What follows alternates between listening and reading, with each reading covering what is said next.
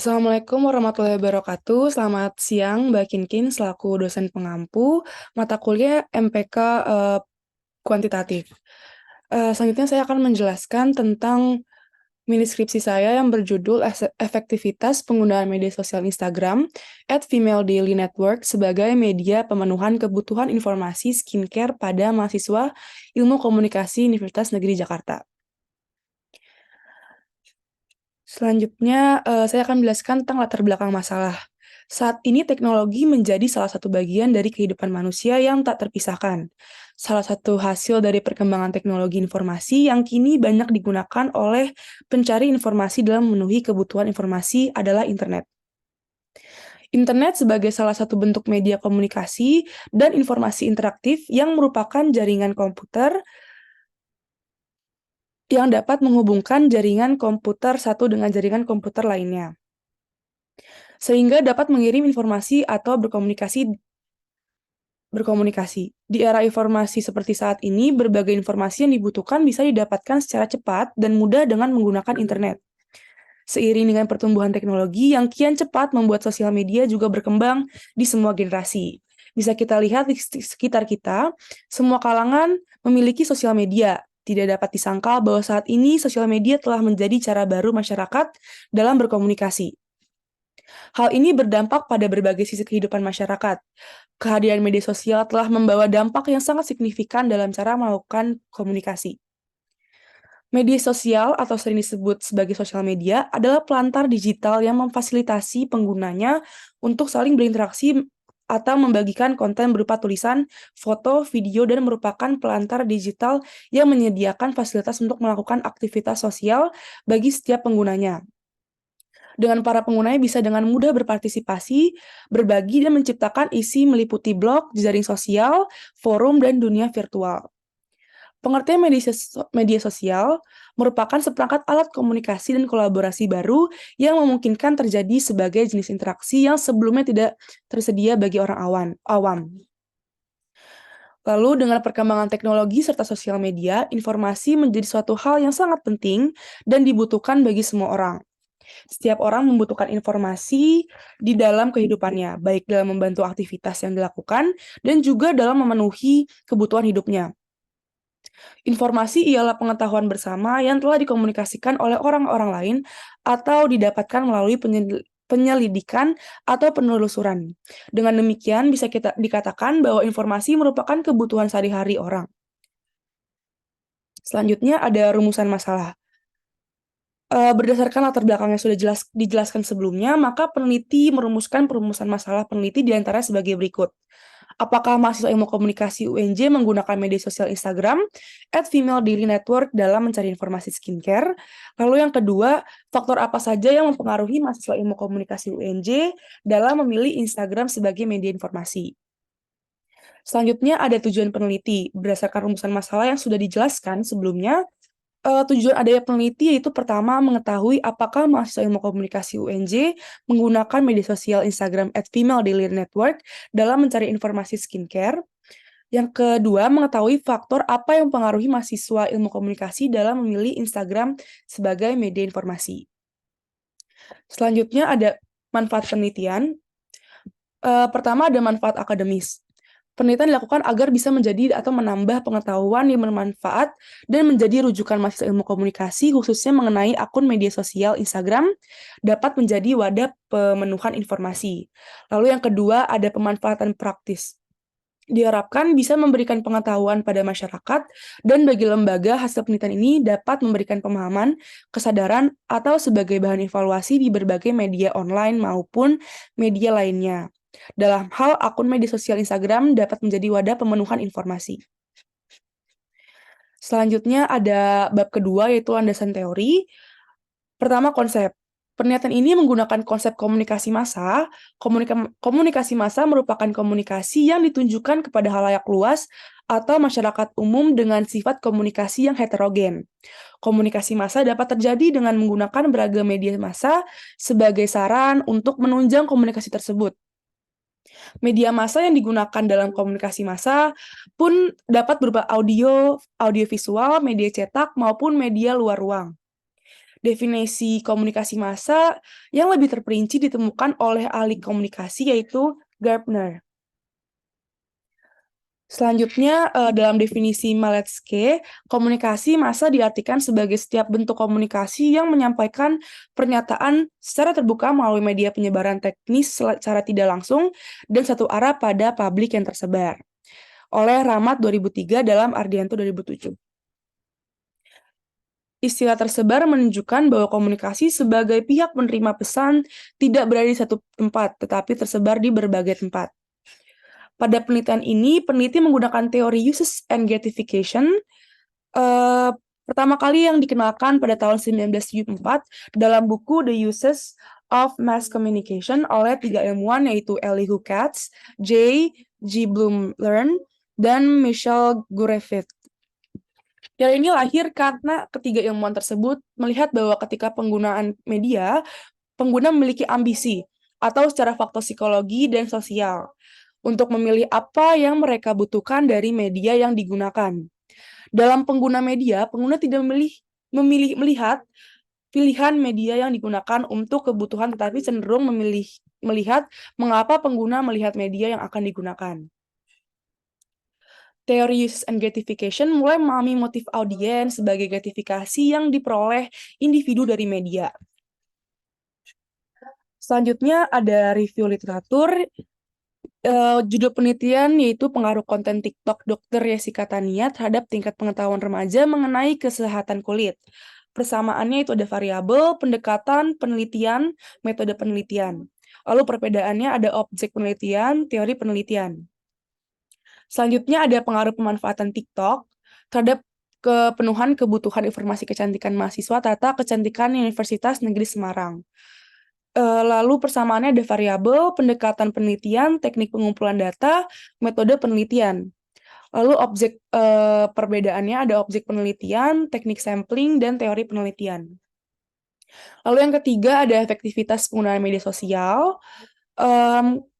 Kemendagri terhadap pemenuhan kebutuhan informasi publik, survei pada pengikut akun Instagram Kemendagri. Persamaannya ada variabel, pendekatan penelitian, teknik pengumpulan data, dan metode penelitian. Lalu untuk perbedaannya itu ada objek penelitian, teknik sampling, dan teori penelitian. Ini bisa kita lihat ada beberapa peneliti yang sebelumnya sudah meneliti dengan variabel X dan Y yang sama dengan saya. Selanjutnya ada variabel media sosial. Media sosial adalah platform digital yang memfasilitasi penggunanya untuk saling bersosial, baik itu berkomunikasi atau membagikan konten berupa tulisan, foto, dan video. Segala konten yang dibagikan tersebut akan terbuka untuk publik secara real time, bahkan hal tersebut karena media sosial adalah aplikasi yang dibantu internet. Sehingga selama pengguna tersambung dengan koneksi internet yang baik, maka proses penyebaran konten bisa dilakukan pada saat itu juga. Pengertiannya, media sosial adalah fenomena populer yang menarik banyak perhatian. Beberapa ahli pernah menyampaikan definisi mereka terhadap teknologi yang satu ini. Dari B.K. Lewis, media sosial ada satu label yang merujuk pada teknologi digital yang bisa memungkinkan orang untuk saling melakukan interaksi produksi dan bagi pesan. Lalu ada Chris Brogan, media sosial adalah satu perangkat alat komunikasi yang dalamnya memungkinkan untuk terjadi jenis interaksi baru. Lalu ada Dave Kerpen, media sosial adalah tempat kumpulan gambar, video, teks, hubungan interaksi dalam jaringan antara baik individu ataupun kelompok. Variabel wadah pemenuhan kebutuhan informasi. Pemenuhan kebutuhan informasi merupakan hak bagi setiap individu. Meskipun demikian, informasi yang dibutuhkan oleh setiap individu berbeda. Dalam memenuhi kebutuhan informasi, orang memiliki cara tertentu dalam memenuhi kebutuhan informasinya. Menurut Nicholas dalam Wardani 2018, kebutuhan informasi seseorang atau suatu profesi banyak dipengaruhi oleh tugas-tugas serta fungsi yang dijelaskan, latar belakang pendidikan, pengalaman, dan ambisi seseorang. Faktor-faktor ini kemudian menentukan sumber dan media informasi yang digunakan. Selanjutnya ada model penelitian. Ini model penelitiannya media sosial sebagai X, dan wadah penemuan kebutuhan informasi sebagai Y. Hipotesis teori. Hipotesis teori dalam penelitian ini adalah efektivitas penggunaan media sosial, Instagram, @female daily network sebagai pemenuhan kebutuhan informasi skincare. Selanjutnya, bab 3 yaitu metode penelitian. Pertama, ada paradigma penelitian. Paradigma penelitian adalah kerangka berpikir yang dipakai oleh para peneliti dalam memandang realitas suatu permasalahan dan juga teori ataupun ilmu pengetahuan. Pada penelitian ini, peneliti menggunakan paradigma positivisme bahwa ilmu komunikasi adalah satu-satunya pengetahuan yang valid. Dan fakta-fakta sejarah yang mungkin dapat menjadi objek pengetahuan. Dengan demikian, positivisme menolak keadaan segala kekuatan objek di belakang fakta. Menolak segala penggunaan metode di luar yang digunakan untuk menelaah fakta.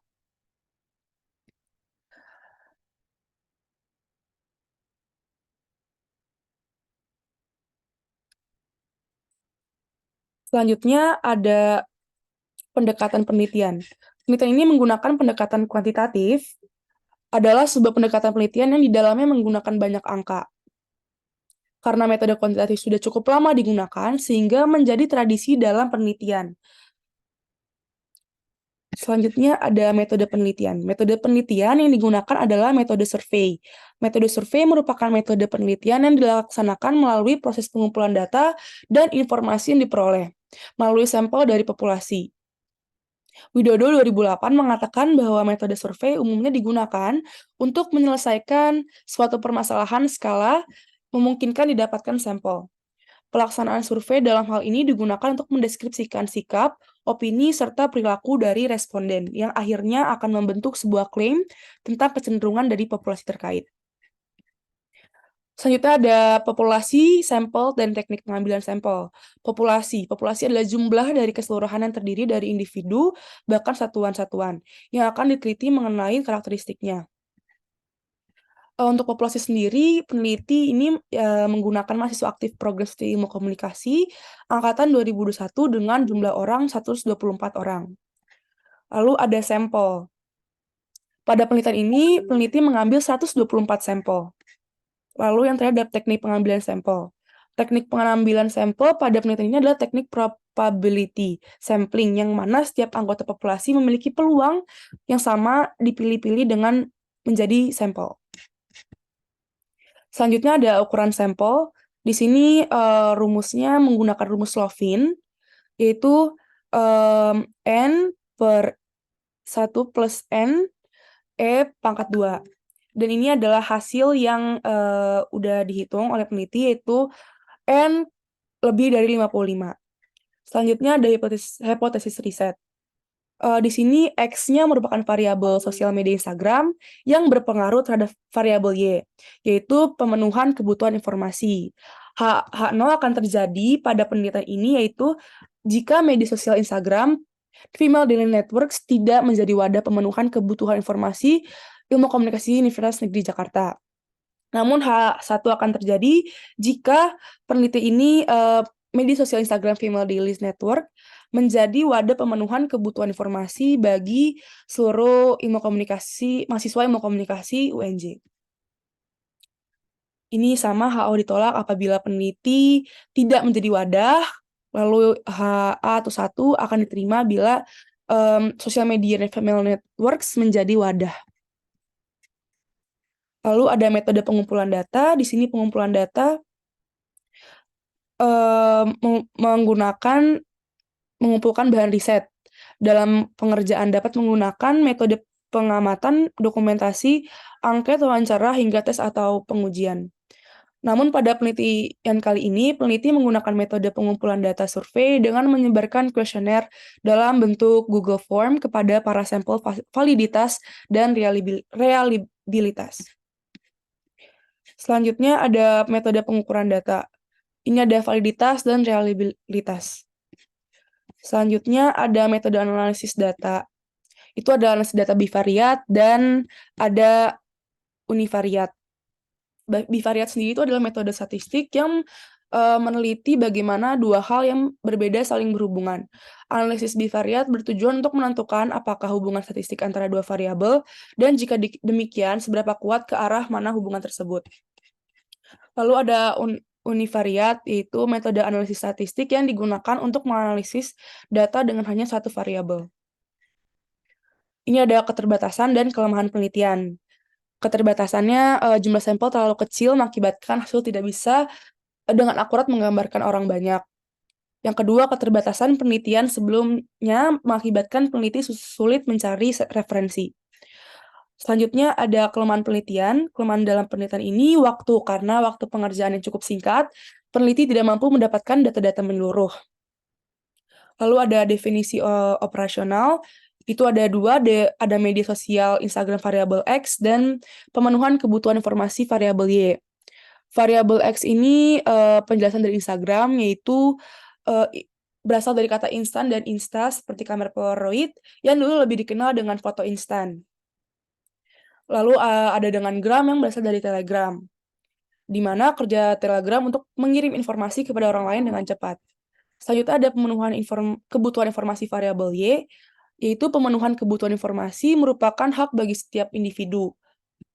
Meskipun demikian, informasi yang dibutuhkan oleh setiap individu berbeda-beda. Selanjutnya ada operational concept atau OK.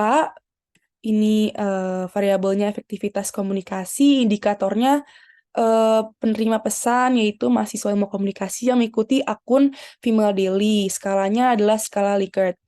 Lalu isi pesannya, instrumennya adalah informasi terkait skincare yang dapat diterima dengan jelas oleh pengikut Instagram. Lalu skalanya skala Likert. Selanjutnya ada media komunikasi, itu tertuju untuk pengikut akun Instagram Female Daily Networks, dan skalanya skala Likert. Lalu ada format pesan, itu pengikut akun Instagram mampu memahami unggahan berformat sederhana. Sumber pesan akun Instagram Female Daily mampu memberikan informasi yang dibutuhkan. Skalanya skala Likert. Lalu yang terakhir itu ada lampiran, itu ada efektivitas komunikasi. Indikatornya adalah penerima pesan, isi pesan, media komunikasi, format pesan, sumber pesan. Lalu untuk pertanyaan pertama, apakah saya mengikuti akun Instagram? Yang kedua, saya mendapatkan informasi yang saya butuhkan terkait skincare melalui akun Female Daily atau tidak? Apakah saya adalah pengikut aktif akun Instagram Female Daily? Apakah saya sering meninggalkan like atau komentar pada Instagram Female Daily? Dan isi pesannya itu ada informasi yang diberikan akun, informasi terkait skincare pada akun Instagram, apakah bermanfaat? Lalu ada media komunikasi, itu saya selalu mencari akun Instagram. Akun Instagram adalah media yang tepat diperoleh. Akun Instagram dapat memenuhi kebutuhan pengikut dengan informasi skincare.